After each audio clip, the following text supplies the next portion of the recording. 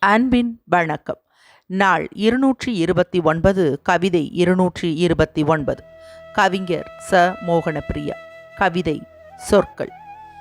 சீனி புளியங்காய் மரத்தில் அமரும் பறவைகளிலிருந்து என் சொற்கள் பிறக்கவே விரும்பினேன்.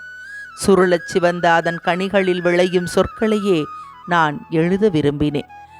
சாம்பிராணி புகை சூழ மயிலிறகால் வருடும் கருணை மிகு சொற்களையே எழுத விரும்பினேன். துயர மலர்கள் பூக்கும் வாழ்விலிருந்து எப்போதேனும் கிட்டிவிடும் அன்பின் சொற்களையே கோர்க்க விரும்பினேன்.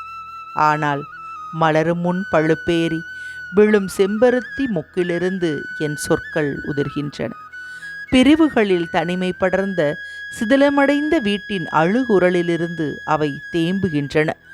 கொடும் கோடை காலத்தின் வெறுமையான நண்பகல் துக்கமென என் சொற்கள் வருகின்றன.